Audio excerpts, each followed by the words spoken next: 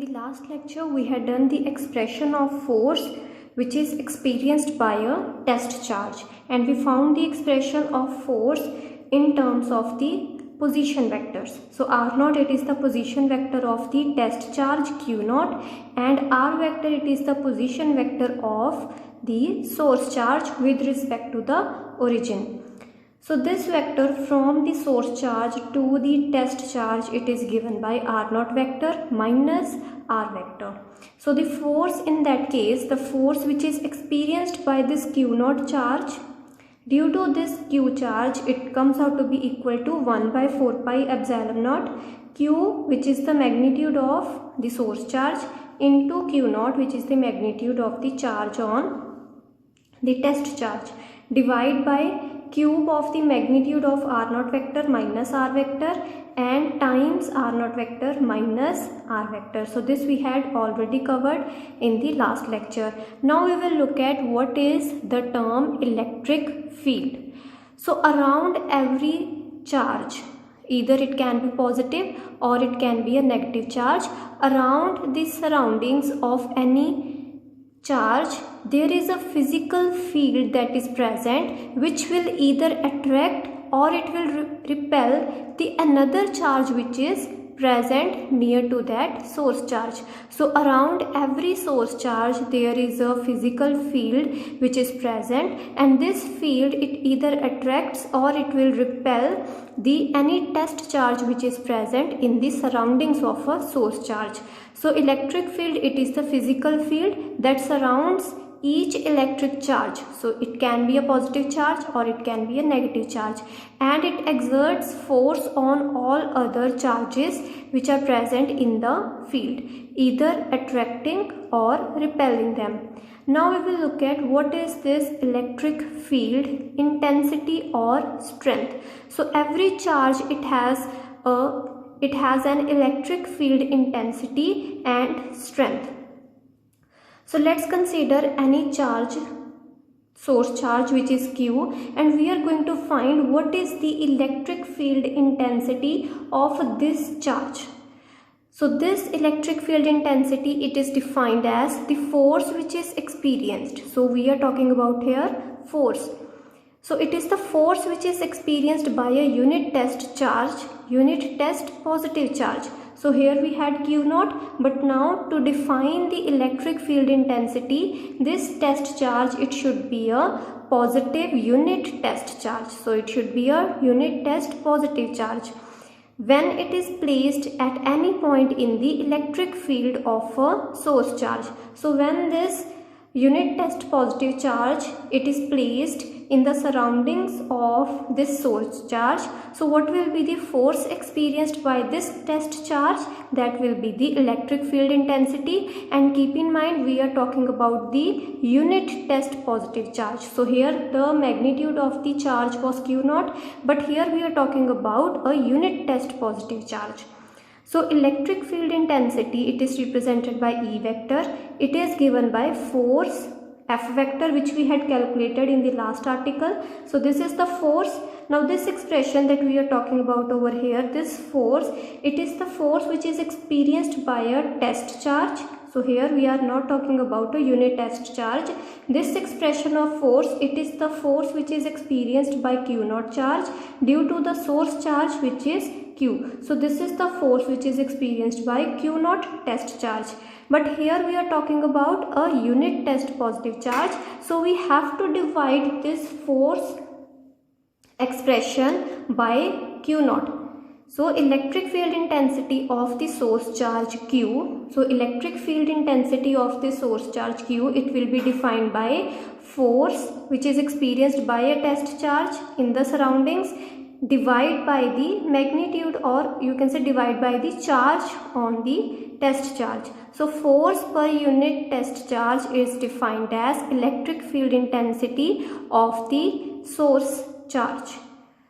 So force vector, which we had calculated in the last lecture, this force vector divide by q0, this will be the electric field intensity, and now we are dividing this expression by q0. So this q0, it will cancel with the denominator q0. So electric field intensity, it will come out to be 1 by 4 pi epsilon naught q divided by cube of the magnitude of r naught vector minus r vector times r naught vector minus r vector. So this r naught vector minus r vector, that is this vector from the source charge to the test charge, this vector it can be taken as small r vector. So this can be replaced with small r vector. So magnitude of small r vector, it can be represented by either r vector mod. So magnitude of r vector, it can be represented by writing r vector inside the bars, or it can be represented by simply r. So these, they are used to express the magnitude. So we have simply replaced the magnitude. This is the magnitude of r naught vector minus r vector.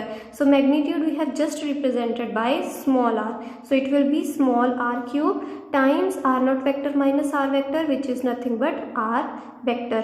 So this expression, it gives us the electric field intensity. So this formula, it gives us the electric field intensity of any charge q at any point around its surroundings, and that point will be given by r vector.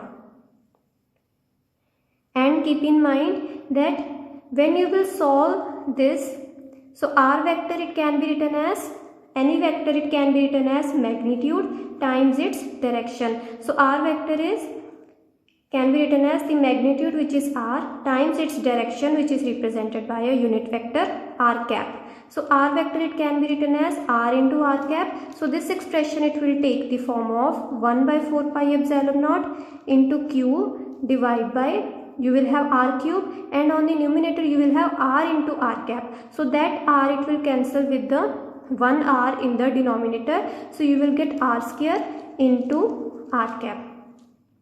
So over here you can see the electric field intensity, it is inversely proportional to the distance between the distance of the observation point from the source charge. So this r, it is the distance of this observation point where you are finding the electric field intensity, and we are finding the electric field intensity at the position of the test charge, which is at a position of r vector from the source charge. So this electric field intensity, it is inversely proportional to square of the distance of the observation point from the source charge. So it obeys inverse square law. Next we are going to look at what will happen when there are more than one electric fields which are present at a particular point in space. So let's say there are various charges which are present in space. So we have q1, q2, q3, q4 and up to so on, up to you will have up to qn. So there are n number of charges which are present in space, and we want to see what will be the net electric field at this observation point. So this is a particular point in space where we want to find the net electric field due to all these charges. So there will be electric field due to q1, there will be electric field due to q2 at this point, there will be electric field due to q3 at this point, and so on. So the total, or you can say the net electric field at this point, it will be equal to the vector sum of all the electric fields. So E1 vector, it is the electric field due to the first charge at this point. E2 vector, it is the electric field vector due to this second charge at the same point, because we want to find the total electric field at this point due to all the charges. So we have to do the vector addition. And why we are doing the vector addition? Because electric fields, they are vector quantity. So in the last expression of electric field, we had in the numerator we had, or the total expression that we got of electric field, it was equal to 1 by 4 pi epsilon naught q by r square into r cap. So this was the formula of the electric field due to a charge q at any point in space which is at a distance of r from that charge. So this is the formula of electric field, and if the charge is positive, so if the source charge it is positive, the direction of electric field it will be r cap. And when the charge is negative, the direction of electric field it will be minus r cap. And this is the reason why we draw the electric field lines for positive charge. We draw the electric field lines as they are going radially outwards. The electric field lines which are drawn for the positive charge, we draw it radially outwards, because the direction of electric field, it is r cap. For the case of positive charge, it comes out to be r cap. So let's say if this is a positive charge and this is the point you are looking at where you want to find the electric field, and the direction of the vector from the source charge to this observation point, the vector, it will point radially outwards. The r naught vector minus r vector that we had done in the last expressions, the r naught vector minus r vector, it is always pointing from the charge, from the source charge to the observation point. So the electric field, it is pointing along r cap. So that was nothing but r cap, r naught vector minus r vector, it was nothing but equal to r vector. So the direction of electric field is same as that of r cap when the charge is positive. So therefore we draw the electric field lines which are going radially outwards. Whereas for the case of negative charge, when there is a negative source charge, so in that case, when you will put the charges negative, the direction of electric field, it will be minus r cap. So this is the reason why the electric field lines for the case of negative charge, they go radially inwards. So this is the direction of the electric field lines for the case of negative charge. So they go radially inwards because their direction is minus r cap. And in this the direction is simply r cap. So we have seen that the electric field, it is a vector quantity. It can have a direction of r cap or it will have a direction of minus r cap according to the nature of the charge, if it is positive or if it is negative. Similarly, these q1, q2, q3, q4, we actually don't know which charge is positive and which charge is negative. So we are generally taking q1 charge, q2, q3, q4 and up to so on. So first, the electric field due to this first charge at this point P, it will be given by 1 by 4 pi epsilon naught q1 divided by q1, it is the magnitude of the charge, or you can say it is the charge which is present on the q1. So q1 divided by r1 cube into r1 vector. This formula we have already done. That this formula, it can also be written as 1 by 4 pi epsilon naught q into r vector divided by r cube. So we have written the same expression in terms of the first charge. So q1, it is the charge on the first source charge. So this will be equal to 1 by 4 pi epsilon naught q1 divided by r1 cube, and r1, it is the position of this observation point from the first source charge. So this will be r1 vector and it will point from the source charge to the observation point. So this will be the electric field for the first source charge. Similarly, for the second source charge, which is q2, the electric field, it will be 1 by 4 pi epsilon naught into q2, which is the charge on the second source charge, divided by r2 cube into r2 vector, where r2 vector, it is the vector which points from the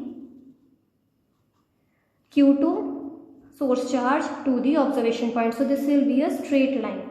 So it will be exactly straight line, and E3 vector similarly will be equal to 1 by 4 pi epsilon naught q3 divided by r3 cube into r3 vector, where r3 vector, it will point from the source charge q3 to this observation point. So this will be r2 vector and this will be r3 vector. So similarly, we can find the electric field due to fourth vector, due to fourth source charge, due to fifth source charge, and so on. So total electric field at this observation point, it will be the vector sum of all the electric fields. So that will be equal to E vector. E vector will be equal to 1 by 4 pi epsilon naught. It can be taken common because we will do the summation over all the right hand sides. So total electric field at point P, so when you will do the summation on the right hand side, 1 by 4 pi epsilon naught, it is common in all the terms, and inside the bracket you will get q1 by r1 cube into r1 vector plus q2 into r2 cube divided into R2 vector plus Q3 divided by R3 cube into R3 vector, and up to so on. The last term will be for the nth charge, and that will be Q1 divided by Rn cube into Rn vector. So Rn vector, it will point from the source charge Qn to the observation point capital P. So this can be written in the form of summation. Here we have all the variables are, we have Q1, R1, R1. Here we have in the second term we have Q2, R2, R2. So we can write this in terms of summation. So 1 by 4 pi epsilon naught as it is, and summation over I variable, and I will go from 1.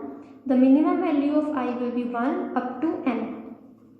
So the highest value of I will be n, and inside the summation we will have Qi into Ri vector divided by Ri cube. So when you will open this summation, you will get this previous expression. Now this expression of the total electric field at the observation point capital P, this expression is for the discrete charges. Now we have separate charges. Q1 is the charge, first charge, then we have Q2 charge, then we have Q3 charge, Q4 charge. So these are the discrete charges. So the total electric field in that case, it will come out to be in terms of summation. But what will happen when we have a continuous charge distribution? Here we had discrete charges Q1, Q2, Q3 up to so on. But what will happen if we have a continuous charge distribution? So the main thing that we have to keep in mind is that for continuous charge distribution, this summation, it will be changed to integral. Okay, so this summation, it changes to integral when we move from discrete charge system to continuous charge system. So there are three types of continuous charge distribution. The charge, it is continuously distributed. It is uniformly distributed. It can be distributed over a line. So let's say total Q amount of charge, it is distributed over this whole wire. And L is the length of this wire. Let's say L is the capital L or small l, it is the length of the wire. So what will be? So this charge capital Q, it is continuously distributed, and when you will do the summation of all the continuously distributed charges, that will come out to be equal to capital Q. So capital Q charge, it is continuously distributed over the length L. So it is uniformly distributed. So this is called as linear charge distribution, and we have linear charge density. So what is linear charge density? It is equal to total charge on the length divided by the total length. So total charge, let's say Q is the charge which is distributed over this length of small l. So lambda, it is defined as line charge density. It is equal to total charge Q divided by total length, which is small l. So lambda is defined in such a manner. Now what will be the electric field at any point in space due to this continuous charge distribution? So here we had discrete charge distribution, and due to these discrete charge distributions, we found out what will be the electric field at this observation point. So similarly, we want to find what will be the electric field at this observation point due to this continuously distributed charge.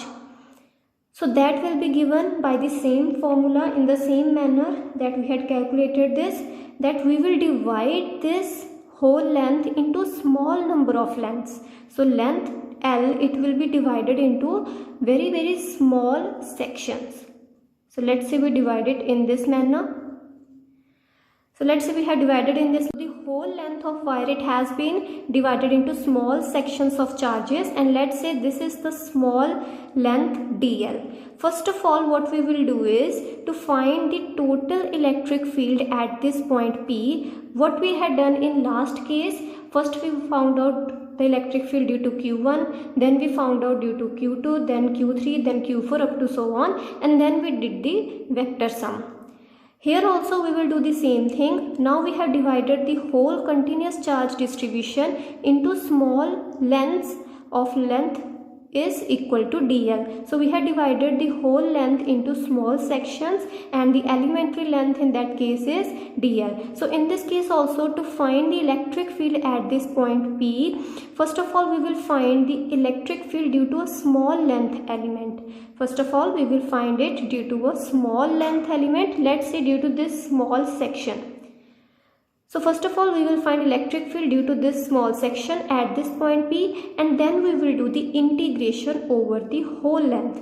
So here also we did the same thing. First of all, what this formula it tells us, first of all we will find the electric field due to an ith charge. So this is the ith charge. First of all we will find the electric field due to the ith charge at the point P, and then we did the summation over I.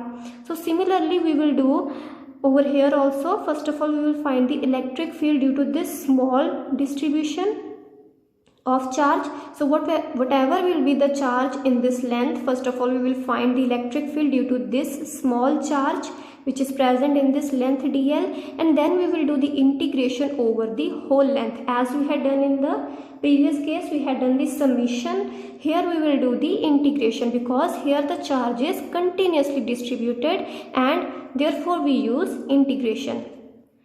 So the electric field, first of all we will find the electric field due to this small length element at this point P. So let's say the distance of this point, the distance of this source charge from this observation point is given by r, and as we know this distance that we take, the direction of this position vector is from the source charge to the observation point.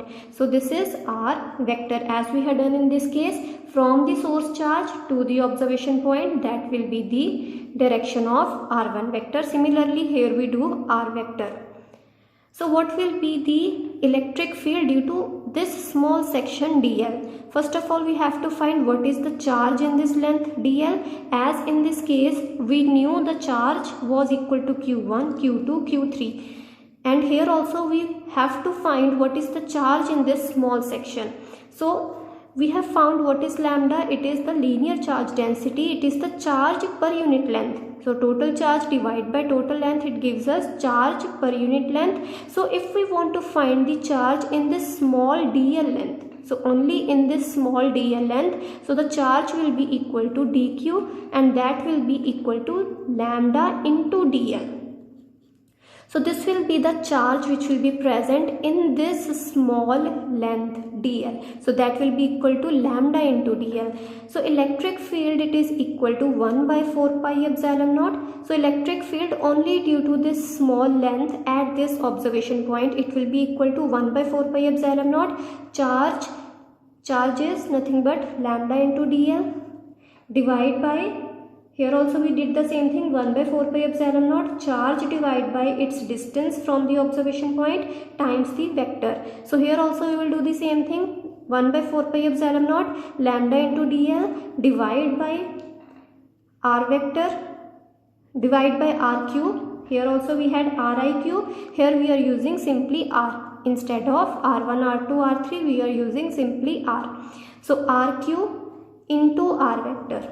Here we had r I vector, and here we are simply using r vector. So this is the electric field due to only this small section of length. So the electric field at point P due to the charge which is present in this small length will be given by this formula. But we want to find is the total electric field at this point P due to this whole length. For that we will have to do integration over the length dl. So therefore we write over here integration. So this is one line integral. So there will be one integral over here.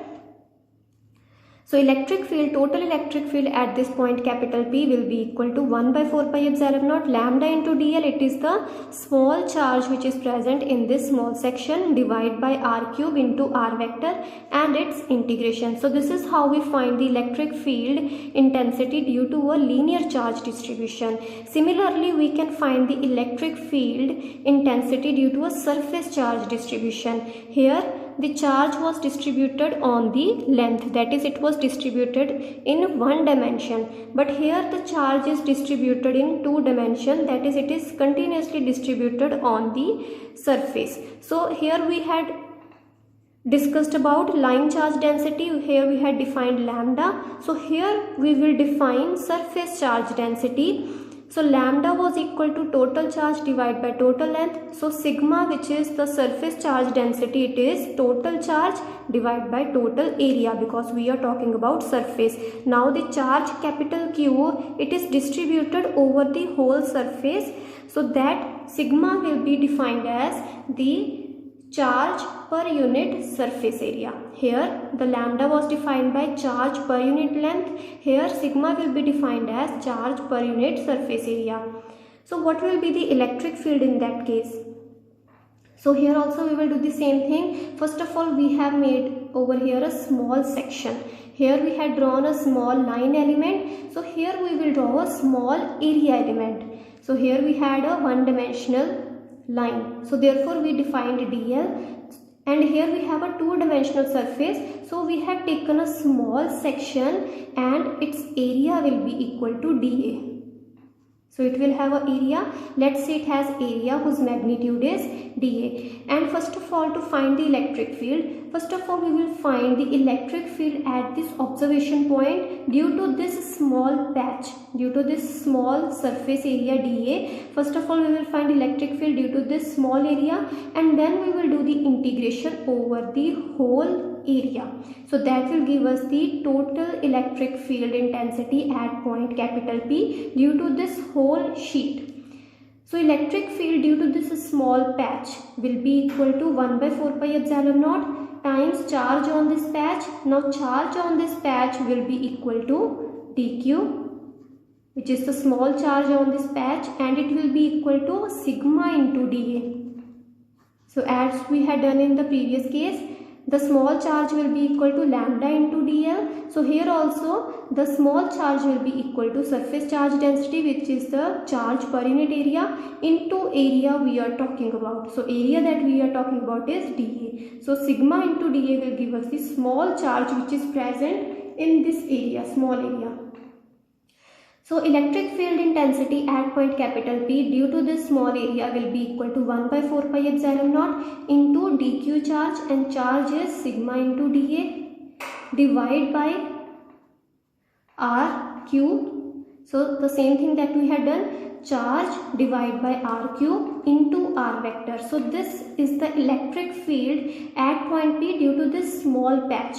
But what we want to find is the total electric field at this point P due to this whole surface charge. So that will be integration over area. So this integration, it will be over surface. So either you can put over here two integrations or you can put one integration, but provided you put s in the subscript. So this defines surface integration. So you can either put over here two integrals, you can draw over here two integrals to mention that it is a surface area, it is a surface integral, or you can draw a single integral, but in the subscript you have to mention s, which will tell us that this is a surface integration. So this is how we get the electric field due to a surface charge distribution. The last kind of continuous charge distribution is the volume charge distribution, and it is the charge which is distributed in three-dimensional.